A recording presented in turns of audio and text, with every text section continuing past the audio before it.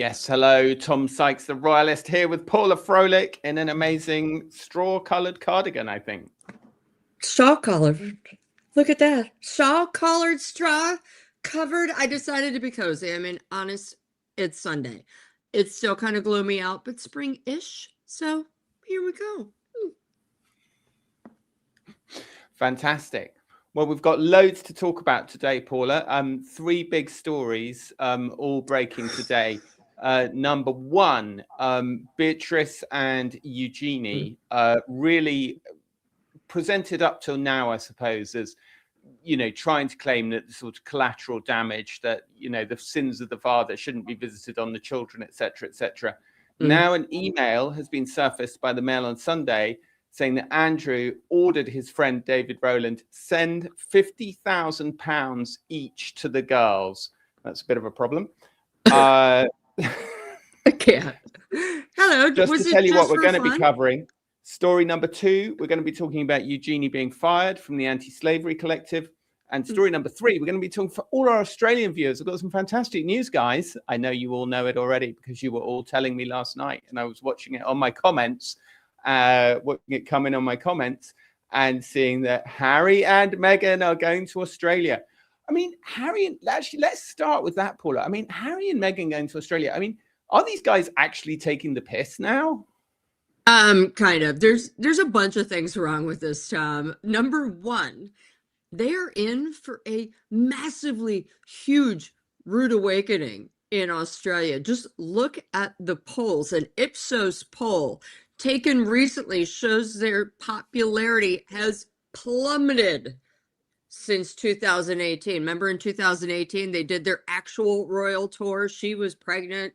He was happy for once, you know, and they hung out with some koalas at the Taronga Zoo. You know, they went to Dubbo. They had a great time, and everyone loved them. They were even more popular than William and Catherine at the time. And whoa, it's a lot has changed in 8 years. Apparently, Australians can't stand them. And Meghan especially is not liked in Australia. So I'm just wondering what that reception's going to be like. You know what I mean, Tom? Not to mention, it's coming in the same month that Charles is supposed to be in the U.S. trying to massage Donald Trump for the British government. I mean, the hell? Yeah, and of course, we don't know yet what dates Charles is coming to America, and we don't know what dates Harry and Meghan are going to Australia. Neither of those dates have been confirmed. We do know that Harry and Meghan aren't taking their kids. That's basically all that they've said so far, and Sydney and Melbourne. But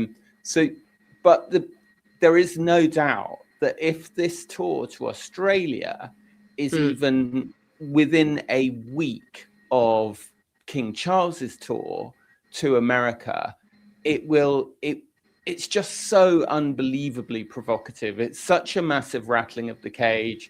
Australia is a Commonwealth country. Of course, we've seen Harry go to Canada before, but I think, you know, this is not giving a talk at a real estate conference in Canada. That's certainly not how it's being pitched. You know, this is looking like a big fat, you know, all access, you know, big proper international tour. Now, of course, we saw how chaotic the tour in Jordan was, and I was making the point that these proper royal tours are organized by huge teams of people, and they're running on a tiny skeleton staff. But well, wait, this just in from a source. Hold on, here we go. The tours probably won't overlap. Charles's trip is slated to come end of April, Sussex mid-April. There we go, Tommy. We've got a timeline, but I still think it is flipping a bird. And I can't wait to see what these two are going to do when William and Catherine come to the States this summer. I mean, I bet they're going to try to do a quasi-royal tour, I don't know, back in England. Like, you guys are here, we're going to go there. Yeah. And like, it's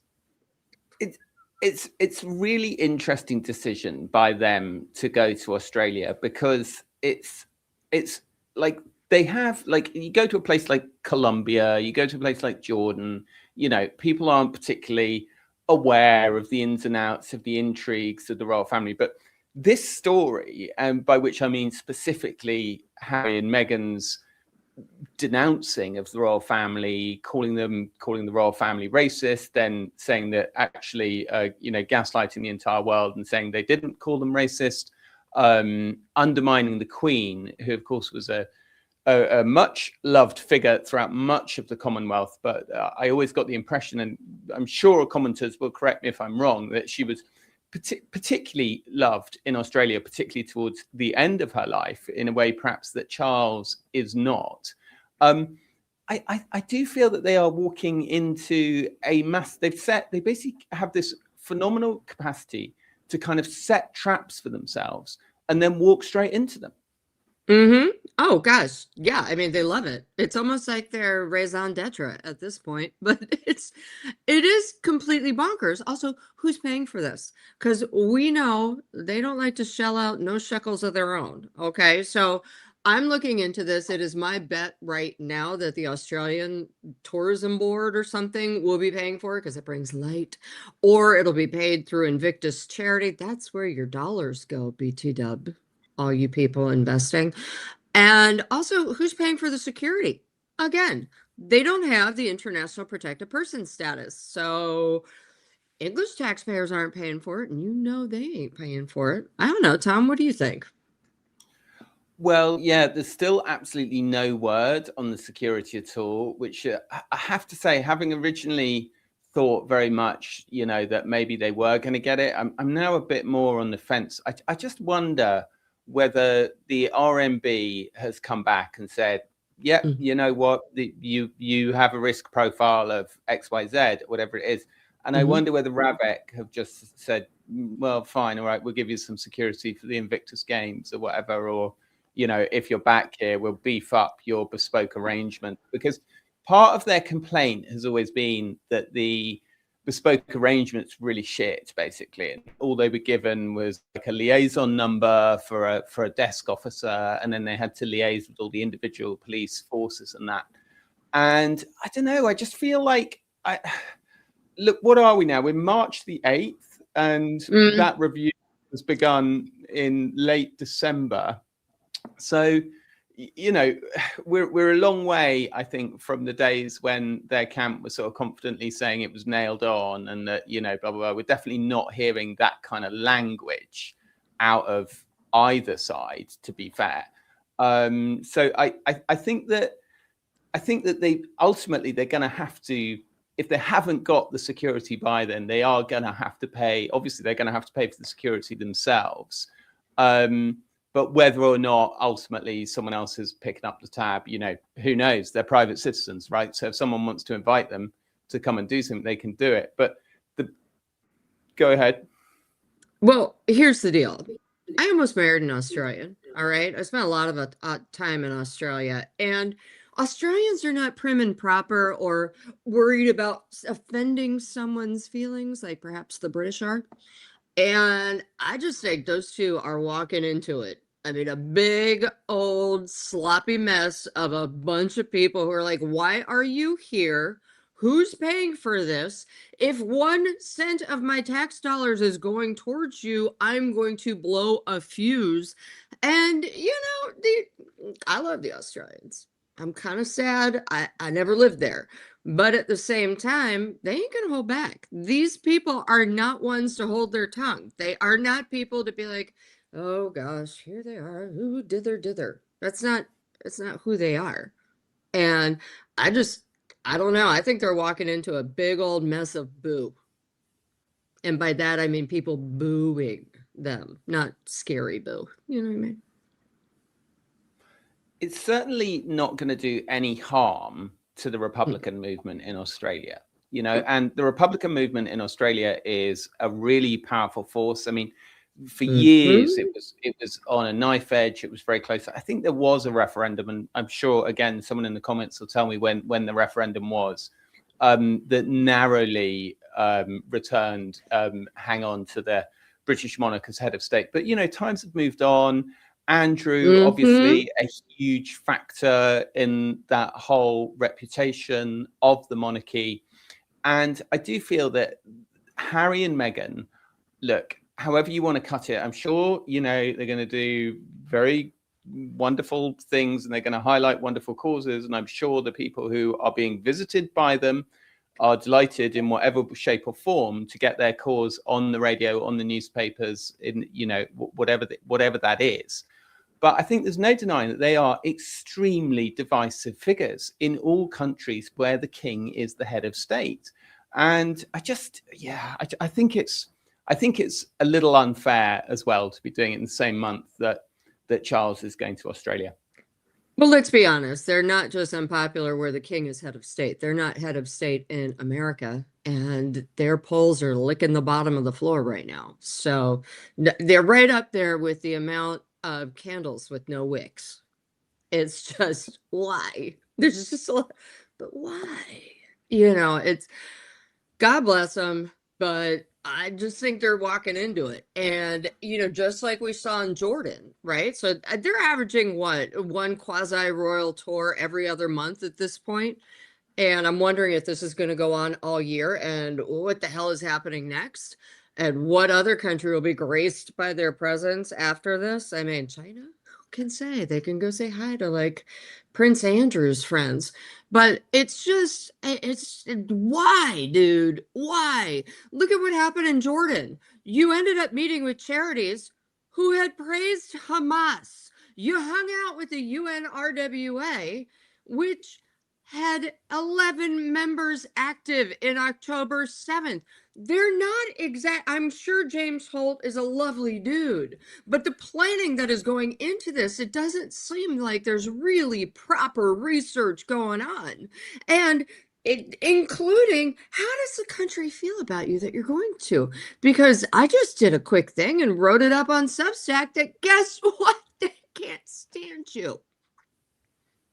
I mean, I don't know, Tom.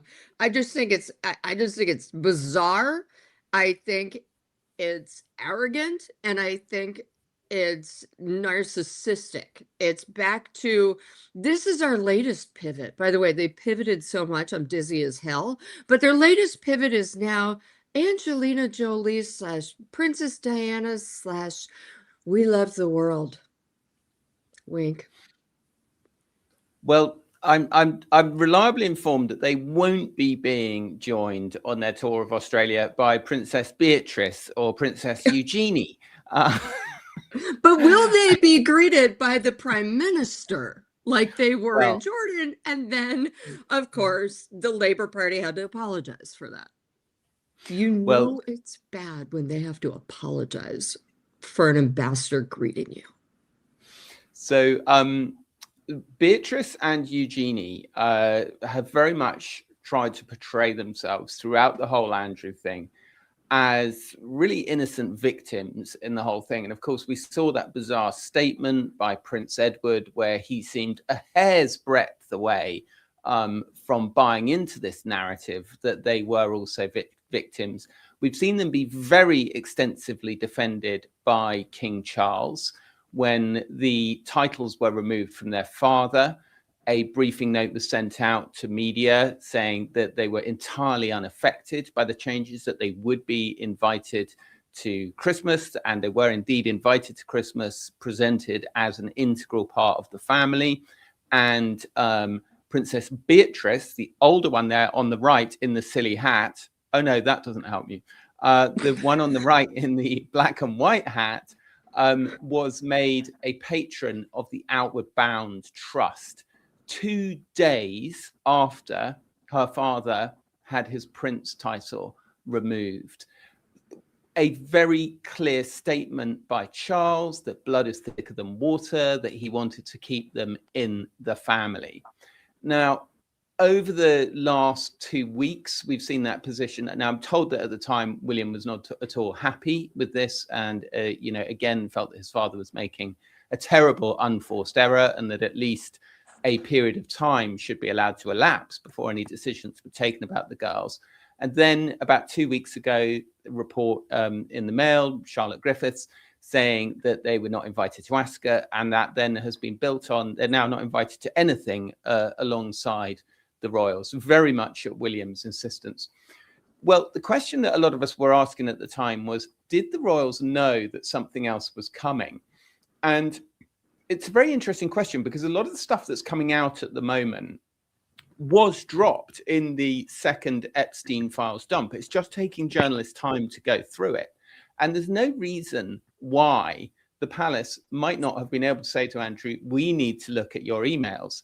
And emails have come out today in which Andrew writes to his friend, David Rowland, who's the owner of this thing, the Bank Haviland, and says, in connection with the business deal, let's find the exact quote. He says, send £50,000 each to the girls. It really doesn't look very good for them at this stage, does it, Paula? No, my God. I mean, no wonder they didn't want the official royal audit, Tom. I mean, can you imagine? Yes, here's our books. Oops. You're right. We don't know. I mean, where the $50,000 came from? Because let's be clear. If I all of a sudden got $50,000 in my bank account, yes, I would be really excited. But I'd also be like, what has happened? And mildly freaking out. But, so yes, we have said, people like you, me, Andrew Loney have said for a while now, these girls have dodgy dealings, accepting jewelry, accepting cash, and now, boom, black and white. But also, you were talking about the charities. I think it's also amazing that it took this long for Eugenie to step down from the sexual trafficking survivors anti-slavery charity. And you're like, of course, why didn't you do this before? Because it's your dad. Actually, the women were trafficked to your dad. He wasn't the purveyor, he was the acceptee. These girls have such bad judgment, and also dodgy, dude. I can't. Yeah, it is amazing that it's taken this long for the anti-slavery organization. Now, I will just clarify something. She's actually involved with 2 anti-slavery organizations. Yes, and wow. This is the one that she's still involved with, is the Anti-Slavery Collective. So just to be clear, she's only been kicked out of one of them soon, but one feels that these 2 organizations must somehow, be connected. Their names are so similar. So we'll wait also, and see. By the way, the one that she quit is pissed, or the one who booted her, either way, is pissed about the name of the other one, because now they're going to get confused and no one's going to donate to anything. Yes, indeed. But so I think that the net, it feels, doesn't it, Paula, like the net is really tightening on these 2. And I had always thought all along that it was unbelievably, I mean, it's not even me being a great genius thinking this. I mean, it's obviously unbelievably stupid to, within, like, before you've checked anything, before they've submitted to an ethical audit of their accounts, before they've done anything, it's obviously just so incredibly stupid of the king to have said, oh yeah, of course, they can still be full-on members of the royal family. In fact, to make it really clear, here's a new patronage. And, we're told that this was the price of the deal with Andrew and Sarah. I don't know how many cards Andrew and Sarah were really holding at that stage. And I don't know how generous a deal they needed to be given. And whatever deal they were given, is presumably up in the air if Andrew ends up in jail, right? I assume that's not part of the deal. But these messages are really mental. Do you want me to read some of them out, Paula? I would love you to. Please. Okay. I'm desperate, because at this point, it's all so surreal. It's like we're reading Bad Decisions for Dummies. One of those like For Dummies books, and you're like, oh, everything you do is just, oh, poor William. I mean, he must be gagging. Please go ahead, read out. So there's a couple of names you need to be familiar with before I start. Amanda Thirsk, who's Andrew's chief aide at the time. Jellybook, which is a social media, a company that Andrew owns, and Drummond's, which is a very exclusive private bank, not the bank that these guys, the Rowlands, own. So Andrew writes to David Rowland, I have explained to Amanda what was intended. That is 50,000 each to the girls, 25 for Jellybook, 50 for me. The remainder of the 300, 150 plus an additional 100k to be transferred to Drummond's. All this to be done once receipt of the 300 happens. Then David Rowland's son, who's called Jonathan Rowland, writes back to Andrew, says, just so I'm clear, you have £650,000 in the bank, 50,000 each to the girls. Jelly, I am clear on, although the girls' accounts might not be in place, i.e. they're setting up new accounts. So you can do 100k and we can work it out later. It's absolutely extraordinary. So there's actually a quote from this is the Mail on Sunday reported this, and there's actually a quote from our friend Andrew Loney in there, which I think is hard to disagree with. Andrew says, this raises serious questions for the two princesses. Did they receive this money, and was the source David Rowland? If so, was it because his father had pushed Rowland's business interests and therefore abused his position as trade envoy? It's time for the princesses and their father to come clean. And I think that's the key point, isn't it, Paula? It's time for this family now to come clean. Well, I mean, they can't, and they won't. First of all, they're fighting everything. What I'm interested in is to see if Andrew is actually going to admit to get, like, let's say this Andrew goes to trial. Will he admit to guilt to stop a trial, or will he make it go to trial? Because A, he thinks he's done nothing wrong, but at a trial, of course, all the dirty laundry will come out. Sarah Ferguson, I mean, she's already looking into writing a book, and the two girls don't want any, they just want to continue living their life the way they always have, with rich husbands, a rich family, and just getting money from randos here and there and everywhere. You know, what I'm really interested in, Tom, and maybe you can help me out with this, is did they know all these people? Did Andrew ever talk to them and say, oh, I just got you 50 grand from so-and-so? Do they know where it's coming from? Or did they were just like, oh, look, 50 grand just showed up? I mean, it's inconceivable to me. It's totally especially because one is in the banking industry. And you would think that Beatrice in banking would know that rando amounts of money, rather large amounts of money, that just get dropped into your bank account. It's not okay. But I guess since they don't get audited by any tax man, they probably don't care.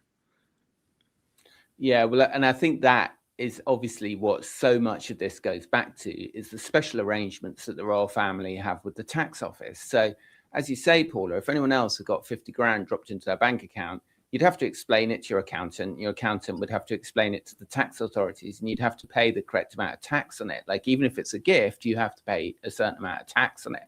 The British royal family have a private number to the tax office. There is a private section within the tax office that deals with their problems, that deals with their queries. And this is the key part of the problem. It's a key part of the problem, is that they just thought they could do whatever they like. And there's another really interesting exchange in this emails where Andrew basically upbraids the Rowlands for checking with Amanda Thirsk that they're not going to get in trouble with the tax authorities. And says, well, you know, it's none of your business. And I think the point about did they realize the money was coming in? Well, look, Beatrice took 17 holidays in 2015. Well, she was earning a salary of £20,000 at Sony Pictures. What? Okay, yeah, this is it's insanely angry making, at least to me, who I'm living in my dream apartment and they just raised my rent by $500 a month and I can't afford it, so I have to go somewhere else. And I'm mad. I'm mad because no random is dropping 50K into my bank account, just being like, here you go. But also, how dare Andrew get mad at the Drummonds, because they did have to actually talk to the tax man about where money goes. No, I know. It's unbelievable. The whole thing is such a mess now, and I think they're in so much trouble. You know, and don't forget that we already know from previous court cases, we already know that Beatrice received £750,000 from a Turkish millionairess.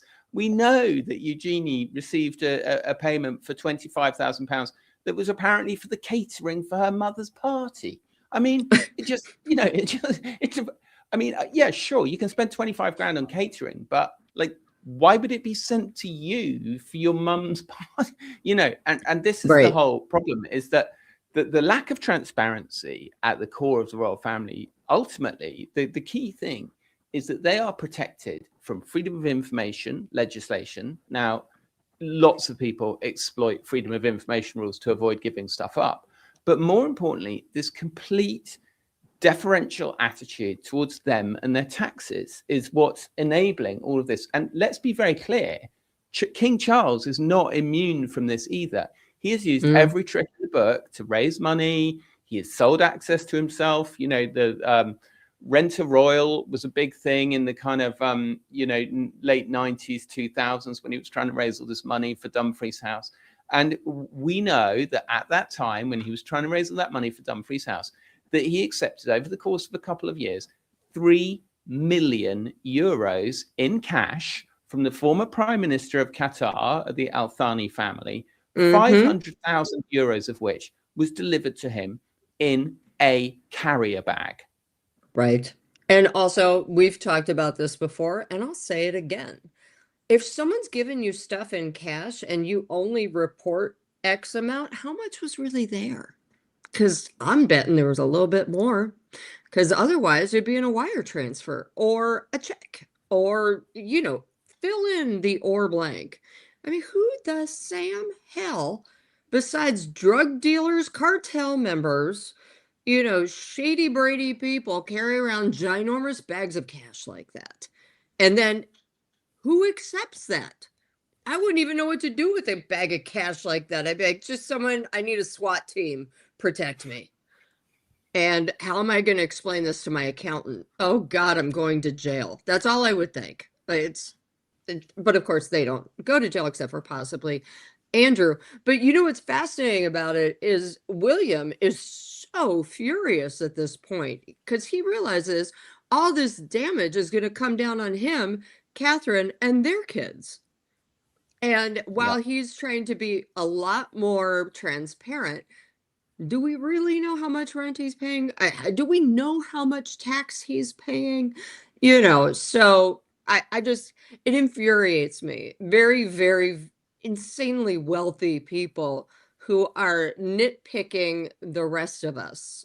And we all pay our taxes. I pay a lot of taxes. I'm pretty pissed about it. But they don't, and they've got the money to do so. Yeah. Well, Paula, thank you so much for being with us. Thank you so much, all the people who've joined us today. Loads of you here today. Thank you so much. We're so flattered to see you all here. I'm heading off to London early tomorrow morning. I reside in the Republic of Ireland, far from the long arm of MI5. And I'm heading over to London in the morning. It's a very interesting week this week in London. We've got the Commonwealth Day service tomorrow, so that's going to be the biggest gathering of members of the royal family that we will have seen since the Epstein file thing happened. So it's the biggest gathering certainly since Christmas. It may are the girls going to be there? Sorry, are the girls going to be there? Beatrice, Eugenie? Well, this is the big question. Will they be there? I think at this stage it seems pretty clear they won't, if William has anything to do with it. If they are there, I look forward to seeing the expression on William's face. And Catherine's. Yes. She's a huge fan, as we all know. Big fan. And also, of course, Prince Harry's court case is also going on in London, entering quite an interesting week this week. We had Rebecca English last week. This week we've got Katie Nicholl on the stand, so I'm hoping to get in there and see a bit of that. And other than that, I'm checking in with a few people. Hope to have lots of stories for you next week. But you'll have to forgive me if my production quality is not quite up to scratch. But we will try and do 1 or 2 lives. I think will we, Paula? We'll try, won't we? Obviously, we're gonna do it. Who cares? They get, you know what? You're gonna have such good stuff, Tom. People can put up with maybe 3K instead of 4 or 5. It's gonna be okay. I'm obsessed. I want to know everything that happens on in that courtroom. I want to know everything about Commonwealth Day. Who's there? Who's not? Who gave shady Brady glances? Who, you know, flipped the bird behind someone's back? Yes, please. And I tell you what, I'm actually really interested. What I actually do really like about these big royal events, right? These big set, because quite often now they don't announce what they're going to do in advance. In the old days, there was a calendar and it would be like, right, the King's in Chester on Tuesday, and you could go and turn up and you could cheer and you could watch. So now they don't announce that stuff in advance. They announce it locally and they brief it locally to make sure. But there's still 1 or 2 of these big marquee events where we know where they're going to be, where they're going to turn up. And if it's decent weather, which I'm hoping it will be tomorrow, the fans turn up. And it's going to be really, really interesting talking to those people, because they're the hardcore, right? They are the total hardcore. The people who want to like give up their Monday morning, you know, go and stand at Westminster Cathedral. Like they but are. Also, who's going to boo and heckle? Exactly. Because you know there's going to be some of that too. Yeah. It's going to be fascinating. Anyway, Paula, thank you so much. Ben, thank you so much. Can I just say, everybody, didn't you think me and Paula did an amazing job at not talking over each other today? We're trying. We're really trying. Bye, everybody.